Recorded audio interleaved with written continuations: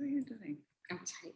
So Brandon, who's on here, is sending me messages. So I'm sending him message. He wanted to make sure I was recording it. Oh, we're up to 71 people. Look, it's growing. It's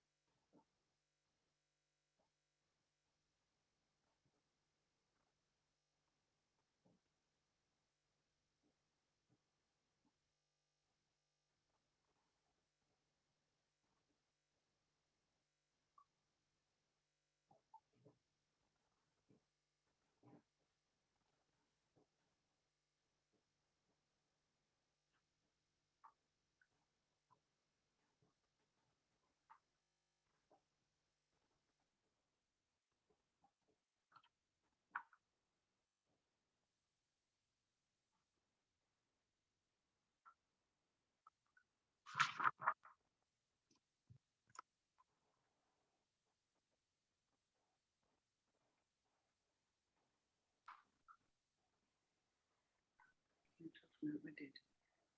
you did it? Okay, you're good. Hello, I'm Ety and David Alcalay, a member of the American Friends of Hebrew University Southeastern Regions Advisory Committee and a Hebrew University alumna. My husband David, also a Hebrew University alum, and I are ardent supporters of the university. David and I met on campus in the dorms actually in 1969, got married at the university synagogue. We would like to welcome you to today's webinar. Thank you for joining us. The American Friends of Hebrew University connects the passions of Americans to the talent of the Hebrew University.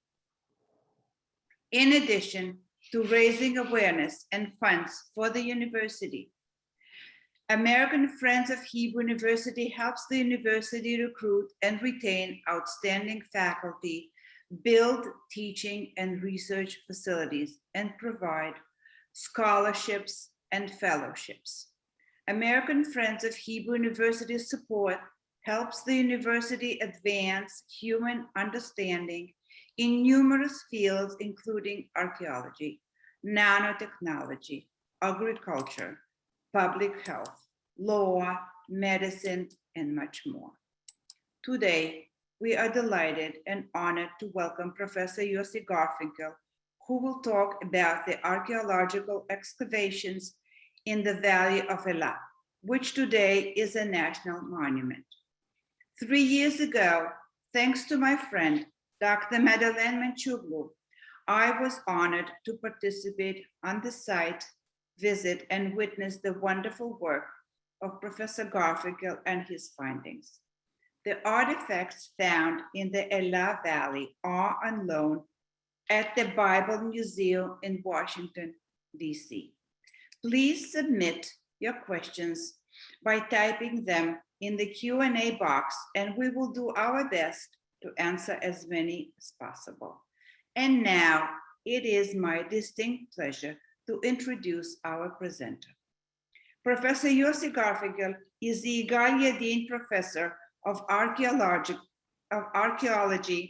of the Land of Israel and the Director of the Institute of Archaeology in the Hebrew University. For many years, he was a prehistorian excavating Neolithic and Paleolithic sites. From 2007 to 2013, Professor Garfinkel excavated at Khirbet Qeiyafa, a small unknown site located in the Valley of Elah. In 2008, radiometric dating of olive pits processed at Oxford University dated the site to 1000 BCE. The site proves the biblical tradition that in 1000 BCE, that area has been transferred from tribal communities to a state known as the first fortified city of Judah. From 2013 to 2017, Professor Garfinkel excavated at Tel Dan, the second most important city in biblical Judah after Jerusalem. And now I turn it over to Professor Garfinkel. Thank you. Thank you, Ety, for the nice introduction. I'm very excited to see nearly or above 200 people attending this presentation, and I'll do my best to justify this occasion. I will share a PowerPoint with you, which will enable us to understand what I'm presenting.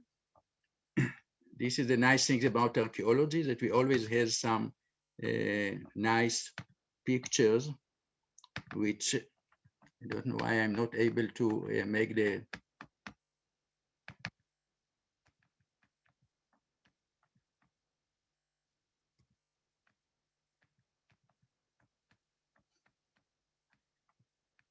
Okay, the PowerPoint don't want to open as needed. It was okay before when we just tried it for the first time. I'll try again, please. Excuse me, something is not working well now. Oh, great.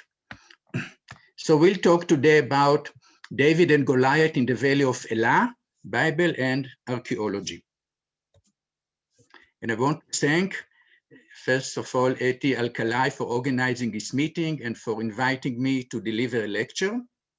I like to mention Roger and to thank Roger and Susan Hertog for their generous support for a large-scale renovations of the Institute of Archaeology and for establishing research fund for archaeology of Jerusalem and Judah. The renovations are started a few months ago and they are continuing day after day. I would also like to mention Joyce Silver and the Nathan and Lily Silver Foundation, who supported the excavation of Khirbet Qeiyafa since 2008. And these are, I want to share with you these beautiful flowers that I got today from Ety.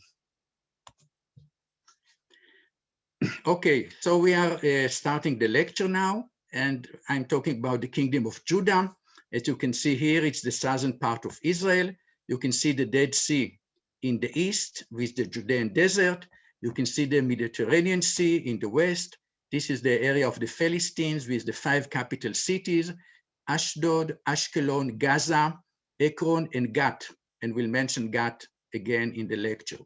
And then here between the two regions, between the sea, the Dead Sea and the Mediterranean Sea, we have the Kingdom of Judah. According to the tradition, David started to rule at Hebron, then he conquered Jerusalem and make it the capital of his kingdom, and then he continued to rule over other part of the land. Khirbet Qeiyafa, as you can see, is over here on the western part of the kingdom between Socho and Azekah. And in 1 Samuel 17, we have the tradition about David and Goliath. I will read here only the first verse. And the Philistines assembled their camps to war, and they assembled at Socho, which belonged to Judah, and they encamped between Socho and Azekah in Ephes Damim. Ephes Damim is not a very clear term, probably bloody bordered. Anyhow, you can see here the Valley of Elah. You can see the site of Socho, the site of Azekah, and according to the tradition, the battle between David and Goliath was between Socho and Azekah. As we will see later, or the topic of the lecture today, Khirbet Qeiyafa is also located between Socho and Azekah. 8 miles further to the west, we have the site of Tel Dan, which is a biblical Gat, and Goliath came from Gat. So you can see that the fighting here were between neighbors, the Philistine in the west and the Israelite and the Judean in the east. This is the Valley of Elah. It is a rather small basin. It's crossing from Judah to Philistia near Azekah. And here passes a main road leading from the coastal plain into Jerusalem and Hebron. This is the site of Gat. The hometown of Goliath is located, as I said before, only 8 miles downstream, the Valley of Elah. And in the 10th and 9th centuries BCE, it was the major urban center in the region. It was reaching a size of 40 to 50 hectares. Khirbet Qeiyafa is only 2.3 hectares. Jerusalem was 6 hectares. And other sites in Judah, like Lachish, were 6, 7 hectares, not more. So Gat was really one of the largest cities in the region. Gat was totally destroyed at around 830 BCE and vanished. Now the question is how to understand the David and Goliath tradition. Is it history? Is it mythology? Maybe it's a royal propaganda? Or maybe it's a fairy tale, which was composed hundreds of years later than the events it's supposed to describe. Okay, for thousands of years, the biblical tradition has been accepted as representing accurate historical data. And you can see here some of the leading scholars in the field, Professor Albright, Benjamin Mazar, and Yigael Yadin. They work in the first part of the 20th century and in the part of the second half as well. Since the 1980s, however, various minimalist theories have been developed. And the minimalists themselves already went 3 phases of evolution. The first, and I will explain, of course, about each one of them, but I want you to have the general picture. So the first phase is the mythological paradigm. The second phase was the chronological paradigm, and today we are in the ethnic paradigm. And who knows what will be the fourth paradigm in the future. What is a mythological paradigm? It's developed in the early 1980s in Copenhagen, in Denmark, and later in Sheffield in England. And the idea was very simple. The Bible was written during the Hellenistic era. So this is 700 years after the period of David and Goliath or Solomon. David and Solomon are mythological figures, and all the biblical tradition is basically fairy tales. And here you can see that they started the first debate about how much history is embedded in the biblical text. While traditional scholars thought that there's 100% history in the text, the new minimalists said 0%, 20%, or whatever. And this is the major question that we need to face with. The biblical text was copied from generation to generation, and who knows exactly what was added, what was removed. And it's creating a horrible problem when we're trying to understand the historicity of the text. Today, the heavy debate is more or less about when the kingdom of Judah or when Judah became a kingdom. If you look here, the biblical tradition, you can see that around 1000 BC, David created the United Kingdom of David and Solomon. And after 80 years, the kingdom had been splitted. Israel in the north, the capital was Samaria, and it was destroyed by the Assyrian in the end of the 8th century BCE. Later, Judah continued till 587 or 586 BC, and it was destroyed by the Babylonian. What the minimalists did, and you can see very clear here, they erased completely the United Monarchy, saying it's completely mythological, And then they claimed that Israel, the kingdom of Israel, was first, and only after the destruction of the kingdom of Israel, Judah became a kingdom. So the two kingdoms were not even simultaneously with each other. And what I'm trying to do is, I don't know about what's happening in the north. I have only one site now, Khirbet Qeiyafa in Judah, but I think that it's clearly indicating that Judah indeed started at 1000 BC. Here you can see some of the, I will give you 6 examples of minimalist books that were published in these years. Can a history of Israel, you can see the history in parentheses, be written? And then Israel's history and history of Israel. So Israel history is the biblical, but what is the real history of Israel, not the biblical text? Another book, In Search of Ancient Israel. Again, you see that ancient Israel is in parentheses. And then this 4th book here, the biblical saga of King David. So it's only a saga. David never existed, it's just a saga. And look at the crown. It's just dumping a stone into the water, and the water, the splash of the water creating the image of a crown. These are the last example, the mythic past. Okay, it's just mythic. It's never really happened. And the last one is the invention of ancient Israel, the silencing of Palestinian history. Here you can see the invention of ancient Israel. So Israel never existed. It's only modern invention of Israelis and Christian, like Albright, okay, Christian fundamentalist and Zionist, and Israel never existed. It's just invention and silencing of Palestinian history. And you can see, of course, the political aspect is not even hidden in this title. But look what's happened in 1993. Professor Avraham Biran excavated at Tel Dan, and he discovered this inscription. This is an Aramaic inscription. It's not written in Hebrew, it's written in Aramaic. The upper part is missing, the lower part is missing, but we are lucky enough to have here a story of Hazael. He wrote from Damascus, and he said that he killed 70 kings, and he killed a king from Israel and a king from the house of David. And what do you see here in red circle is Bet David.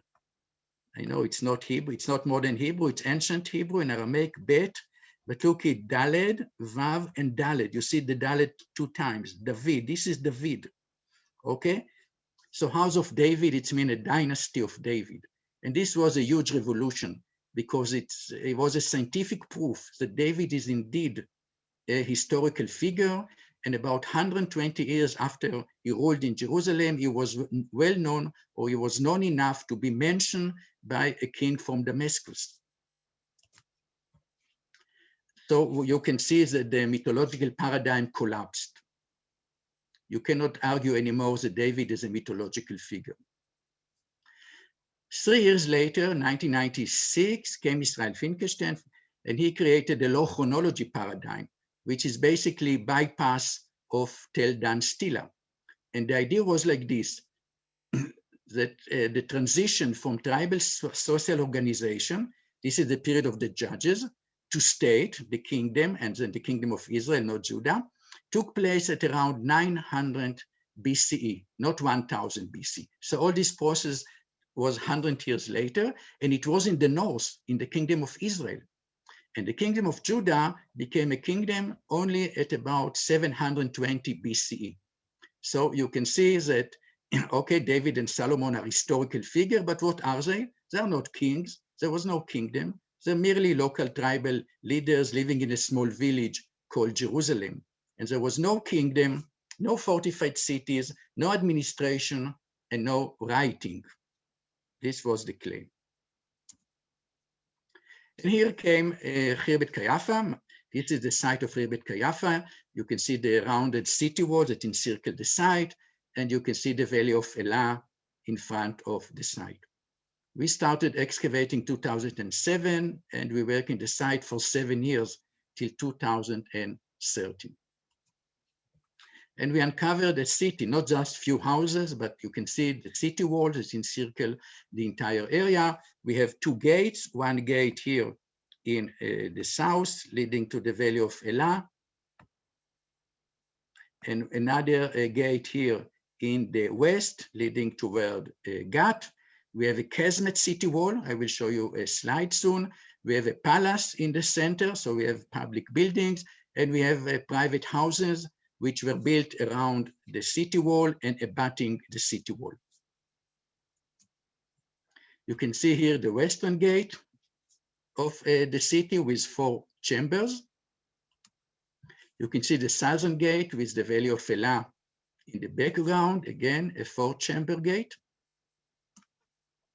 This is the casemate city wall. You can see that very heavy stone, up to 8 tons, were used to build the city wall. This is one casemate, and the second casemate, and the third casemate.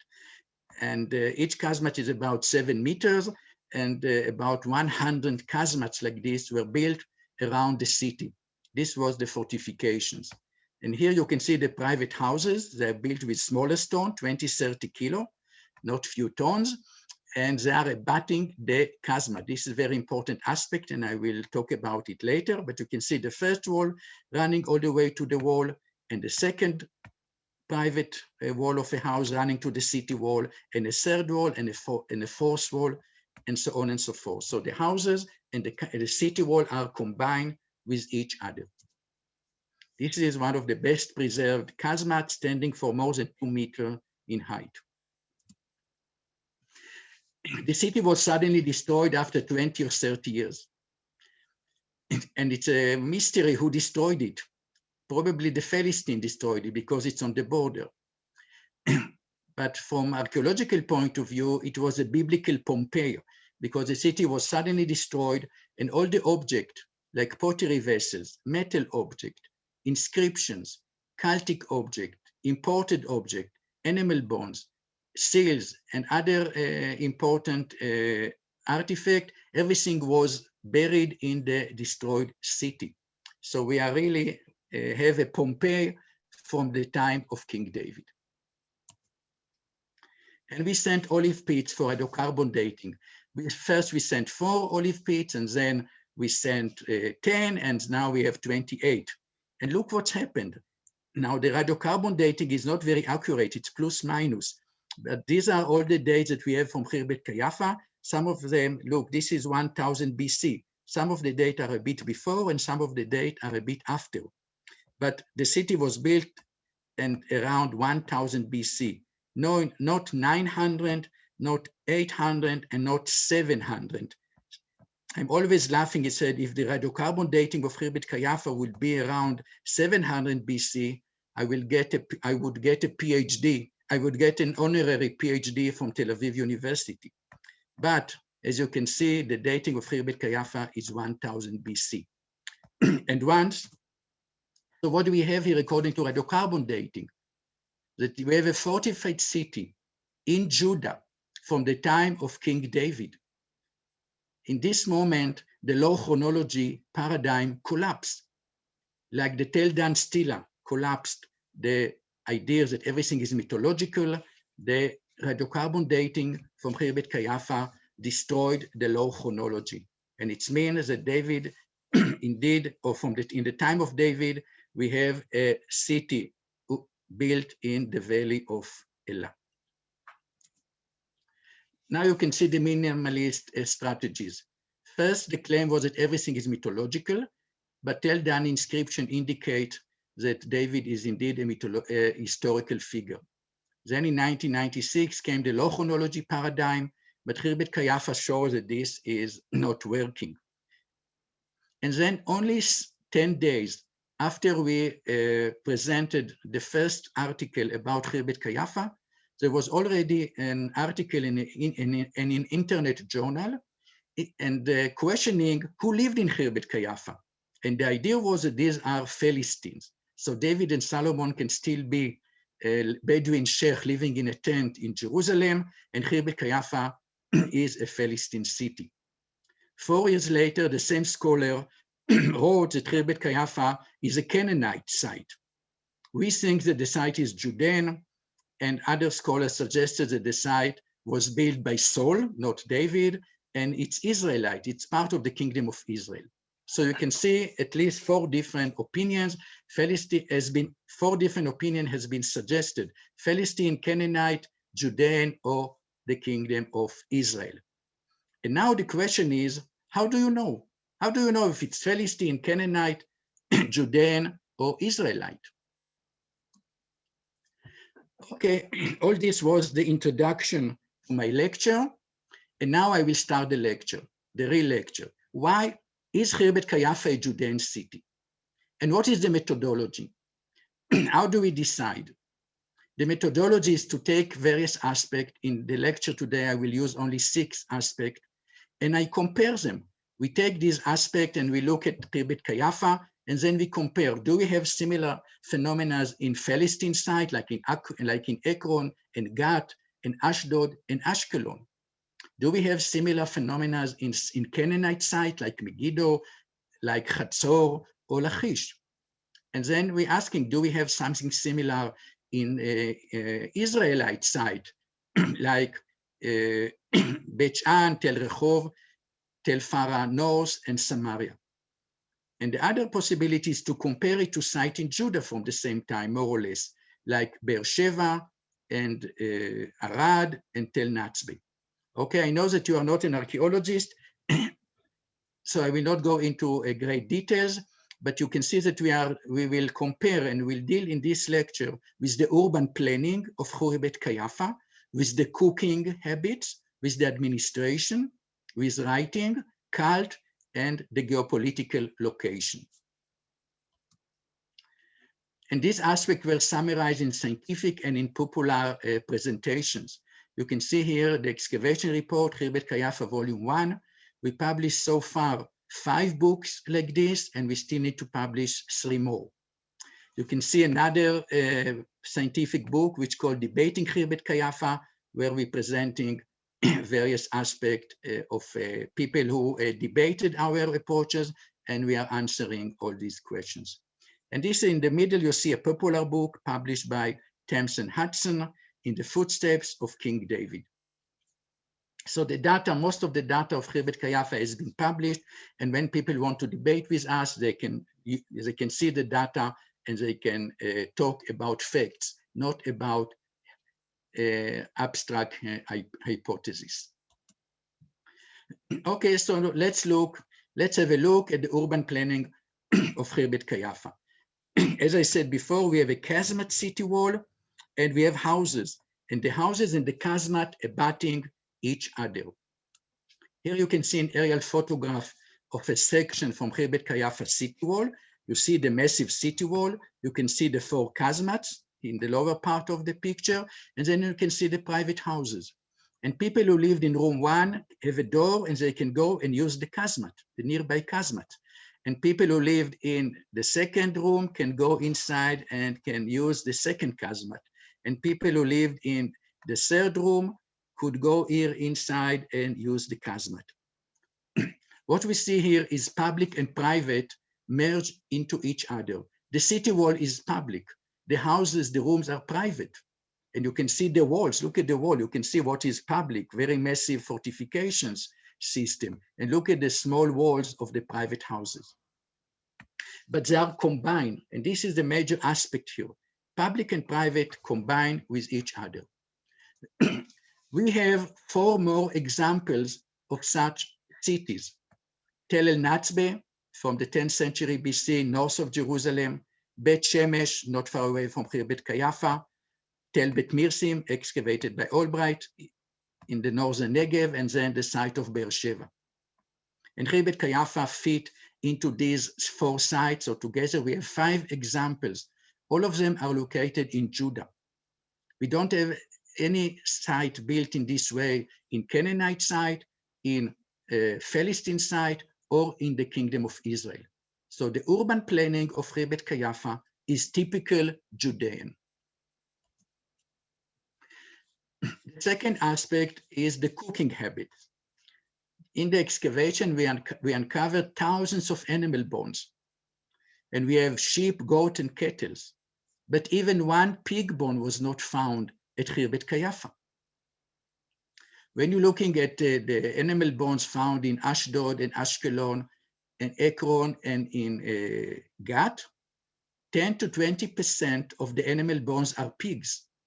So the Philistines consume pigs, and the people of Khirbet Qeiyafa did not consume pigs. So they are not Philistine. Canaanite consume pigs, but in smaller number, like 4 or 5%. Again, the population of Khirbet Qeiyafa is not Canaanite because we don't have pig bones. The second aspect is these pottery vessels that you see here. This is a baking tray, and you put it on fire, and then on the outer face, which we see here, you can put and make pancake or pita bread or whatever you like to bake. And this was found in Khirbet Qeiyafa in every house, and they are not known in Philistine sites. So you see that the cooking habits of Khirbet Qeiyafa are different from the cooking habits and the food consuming of Philistine cities. The third aspect I want to talk about is the administration. We discovered in Khirbet Qeiyafa hundreds of jars. I'll show you in a moment. And we have these handles. Each jar has 2 or 4 handles. And you see that there is a finger impression on the handle. Here you can see some of the jars, and sometimes 1 handle is impressed, and sometimes 2 or even 4 handles are impressed. So what are these jars? These jars were used for collecting tax from the population. There was no money in antiquity, and you cannot charge people money or coins. So people had to donate, or tax was created in 2 ways. One was to donate time. People had to donate time to be in military service, to build fortifications, to harvest the king land, and so on and so forth. And the second way was to collect agricultural products like olive oil, wine, wheat, barley, legumes, and things like this. So agricultural products were taken from the population, kept in jars like this, and then the jars were given as salaries to officials, priests, and people in the administration of the kingdom. Now, where do we have such examples that handle were impressed? This is known only in Judah. You can see here, number 1 is from the 8th century BC, what we call Lamelech. It's written here, Lamelech, Lamed, Mem, Lamed, Chaf, to the king, and then you have cities like Hebron. In this case, we have the city Hebron on this specific seal. This is typical to Judah in the late 8th century BC. Number 2 is what we call rosette impression. This is typical to the kingdom of Judah in the late 7th and early 6th centuries BCE. Number 3 is lion impression, and it's typical to Judah in the Persian, in the early part of the Persian period. Number 4 is inscription without any motive, and you have a name of a person, and then it's called Yahud. This is the name of the province. The Persian province of Judah was called Yahud. And number 6 is a star, and then you have the letter Jerusalem, Yerushalem around it. This is typical to the Hellenistic and the Hashmonean era. So you can see here 800 years of marking jars on the handles. You can see here, this is the beginning, a simple finger impression, and then it's continue to a more elaborate seal that have a better message on the jar. Now, why do you need to mark the jars? This is to control the system. How do you know that there is no corruption? If you come to somebody's home and you find a jar, the person has to explain what the jar doing in his home. And by marking the jar, you can also collect the empty jars and recycle them. So when a jar was marked with a finger impression or with royal impression or with a star, it means that this jar belongs to the kingdom. It's not a private jar. It's a public jar that used for administration.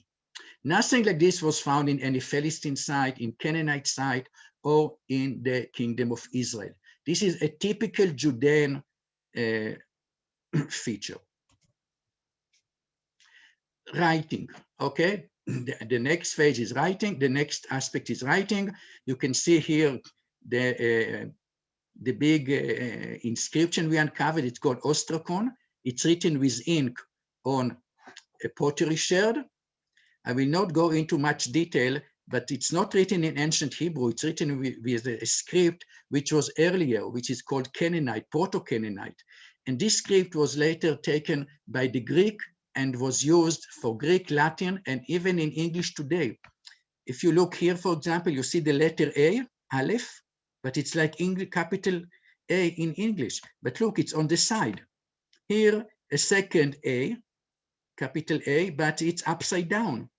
And here we have a third A, so you have Aleph, A, standing. So you can see the letter A, Aleph, 3 different stands. Because in this period, it's so early that you don't have any standardization. And you can write from left to right, right from left, up, down. You can write the letters as you wish. Only in 100 years or so from here, we will have a formalization of the script. So this makes, of course, the reading of this inscription very hard, and we don't know exactly what is written here, but there is few words which are clear. Here we have the word shafat, shofet, a judge. And down here we have the word melech, king. And it's very interesting that in the transition period from judges to kings, we have an ostrakon, an inscription, which mention both a judge and also a king. The second inscription we uncovered at the site is much better. You can see it was incised on a jar before firing, and every letter and letter is very clear. In this case, we have no problem to read the inscription. This is Aleph, and we have here a name, Isbaal, Ben, son of Bedah. Isbaal, the name Isbaal is known from the Bible. There are 5 people called Isbaal, all of them from the time of David. Bedah, the father, this name was never found before. It's not mentioned in the Bible and is not mentioned in any inscription. So it's a new name for biblical era. And it probably means that the content of the jar, whatever was inside, olive oil or barley or wheat or whatever, came from the estate of Isbaal, son of Bedah. And when we published this inscription, it was all over the news, and we were invited with the jar to Prime Minister office. Benjamin Netanyahu want to see the jar. Okay, but where else do we have such inscriptions? So inscriptions are known from Khirbet Qeiyafa. A third inscription is known from Bet Shemesh, not far away from Khirbet Qeiyafa. And the fourth inscription with the same type of Canaanite script was found by Elat Mazar excavations in the Ophel in Jerusalem. So you can see that all these 4 inscriptions are in Judah. They are not found in the Kingdom of Israel. They're not found in Canaanite sites, and they are not found in Philistia. Again, the inscriptions are only in the Kingdom of Judah. And it's reasonable because once you have a kingdom, you have an order. You have an order sent from the center, from Jerusalem to the periphery, and reports had to be sent from the periphery to the center. You had to collect taxes, you had to control population, and this will create increase in the number of people who know to read and write. The official writing was probably done on papyrus, so they didn't survive, but the side effect was that their families and other people around start to read and write. And what you see here is these are the side effect. Sometimes it was written on pottery with ink, sometimes it was incised into pottery jars. Okay, now we are talking about the cult. We excavated in Khirbet Qeiyafa about 60 rooms, and 3 of them were cultic in nature. We discovered various cultic paraphernalia in these 3 rooms, like altars, libation vessels, and what you see here is what we call shrine models. This is a box where people kept some icons or some other relics inside it. This artifact can worth a lecture for itself because it helps us to understand unclear terms in the biblical description of Solomon Temple and Solomon Palace. But this is another lecture. I will not deal with it today. But what is important is what we didn't find in Khirbet Qeiyafa. And we didn't find these, what we call mother goddess figurines. These are icons made from clay, presenting usually a naked women's or women's with emphasized breast. And they are called, as I said before, goddesses or fertility figurines. Now you need to think about pregnancy. This is a very complicated process. First of all, you need to get into pregnancy. Then you need to keep the baby for 9 months without any problem. Then the delivery itself is a very complicated process. And then you need milk for nursing the baby. And each one of these things is quite complicated. And even today with modern technologies and modern hospital, you still have problems in some of these aspects. So already in the Neolithic period, this is 10,000 years ago, you find this type of mother goddess figurines in people houses. And such figurines are known in Canaanite sites. They are known in Philistine sites. And they are known also in the kingdom of Israel. But we don't have them in Judah in the 10th and 9th century BC. So we don't have them in Khirbet Qeiyafa, we don't have them in Bet Shemesh in this period, we don't have them in Jerusalem in this period, we don't have them in Arad, we don't have them in Beersheba and all the other sites in Judah in the 10th and 9th centuries BCE. Later in the 8th and 7th, they were introduced into Judah, but not in the first 200 years. So you can see that Khirbet Qeiyafa is clearly Judean site when you take the cult into consideration. And the last aspect here is the geopolitical importance of Khirbet Qeiyafa. It's sitting on the border opposite Gat. This place has no meaning for Philistine population, Canaanite, who care about the Valley of Elah, and the kingdom of Israel is in the north. Again, the Valley of Elah is too far away from the the kingdom of Israel is too far away from the Valley of Elah. But this specific location is important only in Judah. No wonder the tradition about David and Goliath is here exactly in the same location. Exactly in the same location where we have Khirbet Qeiyafa. This is where the tradition put the battle between David and Goliath. About 2 years ago, I was interviewed by Israeli television at Khirbet Qeiyafa. We were standing on the cliff overlooking the Valley of Elah. I talked about the battle of David and Goliath, and the reporter said, but you know, some people said that this battle never took place. And I said, it's never took place here. It didn't took place in the Valley of Elah, which means why the battle is not in the Jezreel Valley? Why it's not in the coastal plain? Why it's not in the Beersheba Valley? Why it is attributed to the Valley of Elah? Because this was the important place in the 10th century BC. The Philistine and Gat, the major city of the Philistine, was also the major enemy of the kingdom of Judah, and David had to fight the Philistine in the Valley of Elah. And even if he didn't himself kill Goliath, and why I'm daring to say it, because the Bible itself telling us there is another tradition in the end of the book of Samuel, which says that somebody called Elchanan killed Goliath. So even in the Bible, there are two traditions about who killed Goliath. So even if David didn't really kill Goliath, but one of the warriors killed Goliath, this is not important. What is important is that we have a kingdom in the early 10th century BC. It's important that Khirbet Qeiyafa was built in this location because it was important geopolitical location. It was the gate into the kingdom. And why the city was destroyed? It was part of the clashes between the Philistine and the Judean. Sometimes David wins, so we have a story about David and Goliath. Sometimes Goliath wins, So Khirbet Qeiyafa was destroyed. And this is exactly what the biblical tradition telling us, that this area is the focus of fighting between the Judean and Philistines. Okay, so why Khirbet Qeiyafa is a Judean city? One, typical Judean urban planning. Two, the cooking habits, no pig bones, and we have baking trays. Three, stamped jar handle, which is typical Judean administration for about 800 years.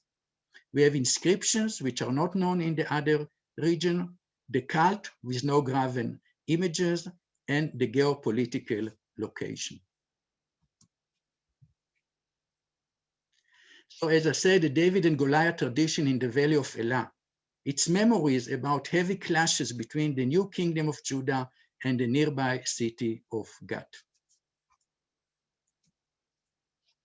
And finally, so you can ask me, so what can I tell you about the historical King David?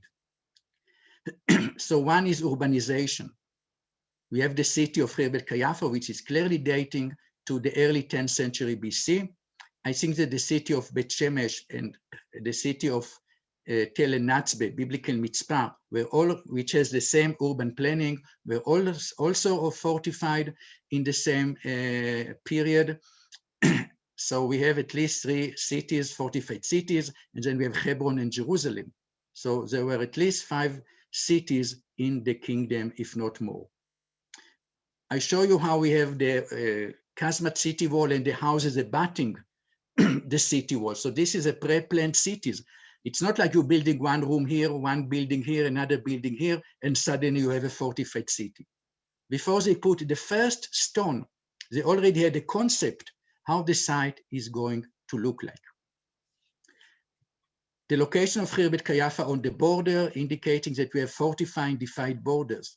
I mentioned Bet Shemesh, it's city on the valley of Sorek, which is another important route leading from the coastal plain into the kingdom.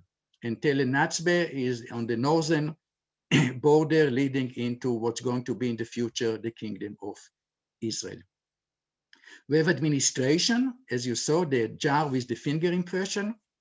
We have evidence for writing, for inscription. When we start excavating in 2007, even one inscription was not known in the 10th century BC. And today we have 4 inscriptions, and all of them from the kingdom of Judah. And the last aspect is the cult. We see indeed a new cult. The people of Judah and Israel want to differentiate themselves from the Canaanite and from the Philistines. And so they make a ban on images, and it's also written, of course, in the 10 Commandments. The second commandment is that you should not make any graven images. And you can see that this was already crystallized in the early 10th century BC. Thank you.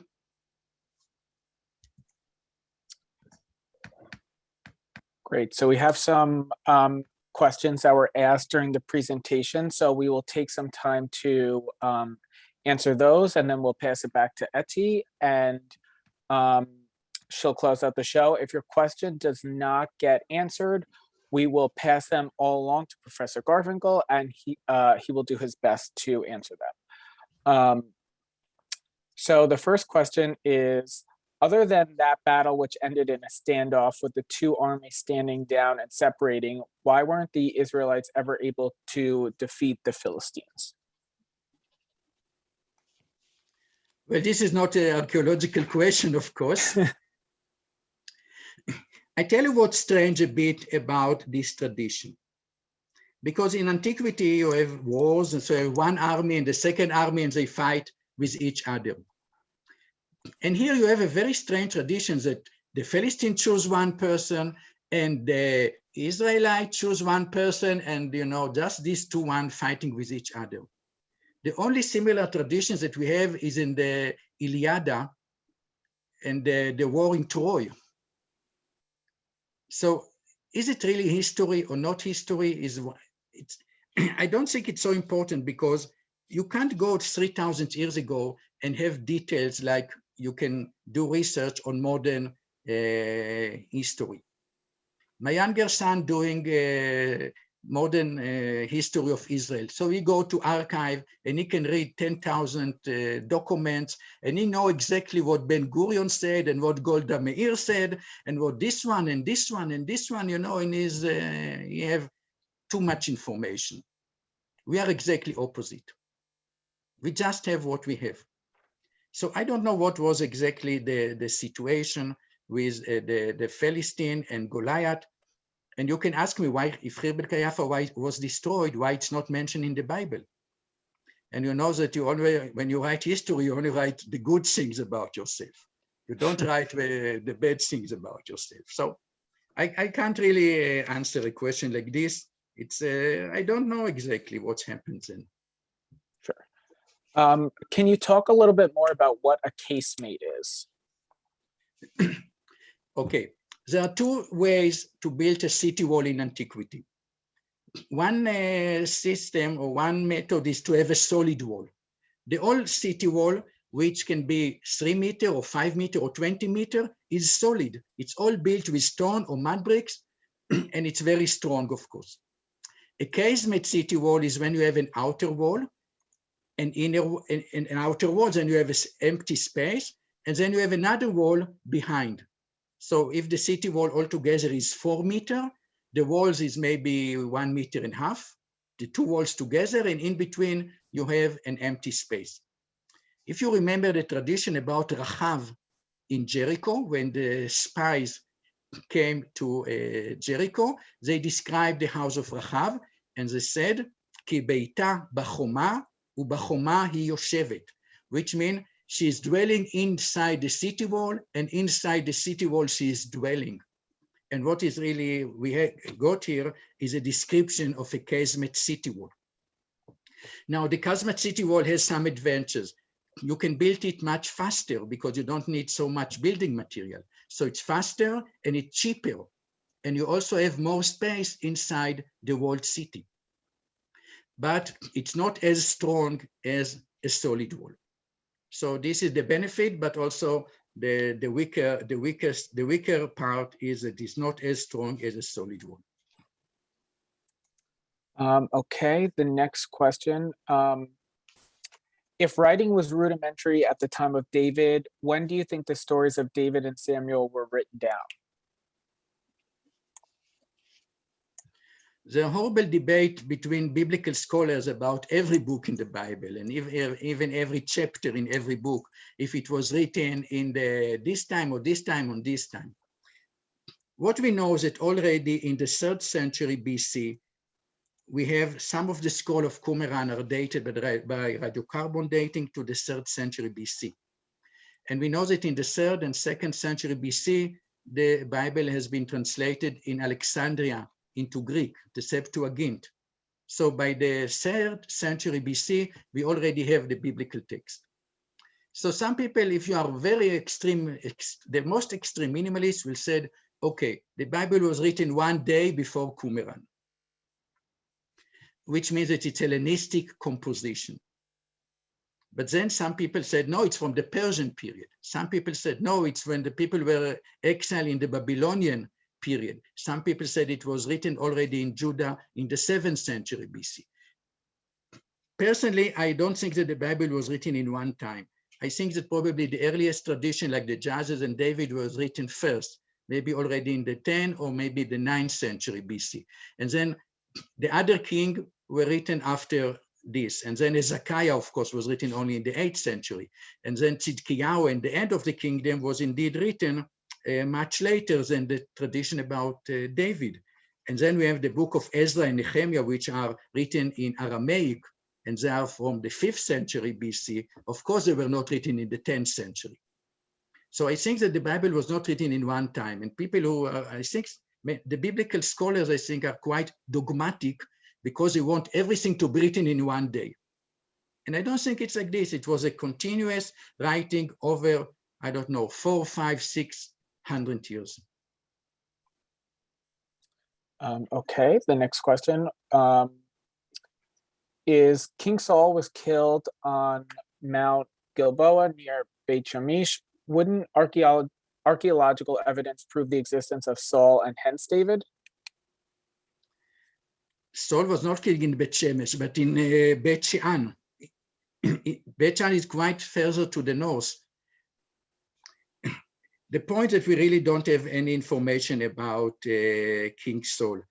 And it's quite funny that people saying Khirbet Qeiyafa was built by King Saul, and this is the evidence of King Saul as a kingdom, which is ridiculous because it's not a part of the kingdom of Israel. It's too far away to the south, and it's also a circular argument. First, you said that Khirbet Qeiyafa was an Israeli site, and then you said it's evidence for King Saul. But as I show you, nothing in Khirbet Qeiyafa fit into the material culture of the site in the kingdom of Israel. It's not the urban planning of Israelite site. It's not the administration. It's not the animal bones. It's not the cult, and it's not writing and the geopolitical location. So I don't think that Khirbet Qeiyafa has any connection to the Northern Kingdom whatsoever. Okay. Are there any other carbon dating? Is there any other carbon dating at the site besides the olive pits? We have one sample that was made on on a small grape pit, but the olive pit is most of the sample were made on olive pits. Yes. Got it. In the excavations of walled cities, were weapons and/or remnants of weapons found? Against what sort of attacks weapons were the city walls built to defend? And do we know how the decision was made as to what kind of wall to build? Well, we can see that the earliest walled cities in Judah were built as casemate city wall. I think that they didn't have enough resources, they didn't have enough manpower, so they did it faster by building a hollow wall, if you like to call it like this. You have the outer wall, the inner wall, and then you have the empty space in between, which make it much faster. And indeed, the earliest three cities, Bet Shemesh, Khirbet Qeiyafa, and Tel Dan were built in this way. Now, I don't think that they have well, how do you conquer the city? Okay, you have a city, enemy want to conquer the city. First of all, you can make a siege. You can sit around the city 1 year, 1 week, 2 months, 3 months, till no food, no water, and then the people will surround. This is one possibility. The other possibility is to be much more aggressive, and then you can come with ladders and try to climb above the city wall. You can dig tunnels under the city wall and collapse the city wall and enter into it. Or you can try to break through the gate into the city. The gate is just a door made from wood, so it's much easier to break into the city through the gate than through the city wall. The Assyrian, which came 300 years or 200 years later, they have battering rams. They have a special machine that has battering ram. They could come to a city wall and bang it, and then the city wall will collapse after a few days of banging the stones. But I think that in this phase, I don't think there was no battering ram yet. So I think that probably people conquered cities by ladders. This would be the most simple. If the enemy will attack the city in 10 different locations, in one of the places they will manage to go in. Okay, so somebody has written that she had heard that the Book of Judges is the earliest written biblical text. What information does archaeology lend to this hypothesis? People think that the Book of Judges is the earliest because you have the Deborah song, and from linguistic point of view, you have in the Deborah song some words and some phrases which are not found in any other biblical text. And these are indications that it was a very early dialect which was spoken maybe in the 11th century, or who knows exactly when this was composed. But from archaeological point of view, basically if you look at the biblical traditions, they said that there was Canaanite in the land, then this Canaanite culture collapsed, and instead you have the Israelite, the Philistines, and some Canaanite cities continue to exist in the valleys. And then at around 1000 BC, David came and united the area and created the kingdoms of United Kingdom, and then the kingdom of Israel and the kingdom of Judah. If you look at archaeology, we see that in the 16th and 15th and 14th and 13th century BC, we have Canaanite urban culture. We know about this culture from Elamarna archive, which is in Egypt. So we have letters, 6 letters were sent from Jerusalem to the Pharaoh in Egypt. And we have letters from Megiddo and from Gath and from Lachish and from Megiddo and from various other Canaanite cities. So we know quite well about the Canaanite urban tradition that was here before the Israelites. This culture collapsed in the 13th and 12th century BC. The Bible said Joshua came and destroyed everything in a short military campaign. Today we know that this was a long process that took place maybe 100 years. Some Canaanite sites collapsed already in the middle of the 13th century BC, some of them later in the 13th century BC, some of them collapsed at around 1200 BC, and some of them continue even to 1150 BC. So it was a process, but still there was a Canaanite and it collapsed. Then what do we have in the next period, which archaeologists called Iron One? You have the Philistine cities. You have Ashdod and Ashkelon and Gaza, Ekron and Gath. This is mentioned in the biblical text, and archaeologists excavated 4 of them. Ashdod was excavated, Ekron was excavated, Ashdod and Ashkelon and Ekron and Gath were excavated by archaeologists. So is it not indications that the biblical tradition has historical memories in it? And then what we have in the hill countries, in surveys which were made in Hebron all the way up to Galilee, about 400 small villages were found. Each one of these villages is maybe 1,000 square meters. It means 0.1 hectare to 0.1 hectare. But we have 400 sites like this. And in this site, we have no fortification, no public building, no import, very simple tribal communities.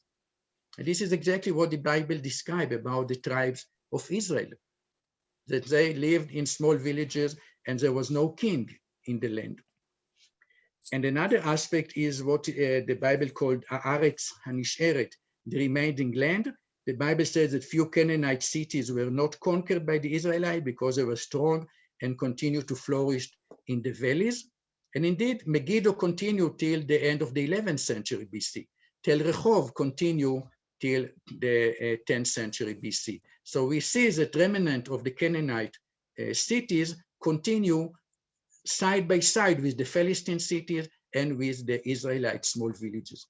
So basically, again, the biblical picture in archaeology fit very well. And now the big question is the urbanism, the process of urbanism. And this is a sociological process. You have a tribal community and then you have state. The question is when this process took place. According to the biblical tradition, it was 1000 BC. But of course, the Bible don't say that David was 1000 years before Jesus. So you can ask me, how do you build all this chronology? This is a lecture for itself. But if you ask me about it, I will give an answer. But anyhow, so the Bible said it was in the time of David, which is about around 1000 BC. But what the minimalists tried to do is said, no, it was 900 BC and only in Israel, in the north. And Judah became urbanized kingdom only 300 years later. And what the radiocarbon dating of Khirbet Qeiyafa proved that this process started in Judah. So we're talking about the geography, the region, and also the dating, 1000 BC in Judah. Okay, and then this was going to be the last question. So if your question did not get answered, we will send them to Professor Garfinkel and get back to you. There have been actually a few questions about this. So David versus Goliath, is it possible that the Philistines were taller than the Israelites? And is there any skeletal evidence to support this? Well, one of the strange things about the Israelite in the 12th and 11th century that we don't have cemeteries. We have Canaanite cemeteries, and then we have also cemeteries from the time of the kingdom, but this is from the 8th and 7th century BC. If you're looking at the Israelite, if you want to ask yourself, this Israelite, 12th and 11th century BC, can we look at the bones and say something about the population? Maybe you can book genetic DNA and know something about the genetic, where they came from, and so on and so forth. And a huge mystery, we have no cemeteries. And similar things happened in Philistine sites. If you go to Ashdod and Ekron and Gath and Ashkelon, and you're looking for cemeteries in the 12th and 11th century BC, they were not found. They have Canaanite cemeteries, and they also, in Ashkelon, for example, they published a few years ago a cemetery, and they were very happy. It was all over the news that we have a cemetery of the Philistines. But what is the truth? The truth is that this cemetery is from the 10th century BC. So you don't have population from the 11th and 12th centuries BC. But if you want to ask me about my opinion about why Goliath is such a giant, well, let me before this, I should mention that about 2 months ago, Professor Aaron Meir, who is excavating in Tel Safi in Biblical Gath, said, look, in the fortification of the city, we have such big stones. That's why they came these traditions that Goliath was a giant. But the funny thing is that the same size of stone we have in Khirbet Qeiyafa.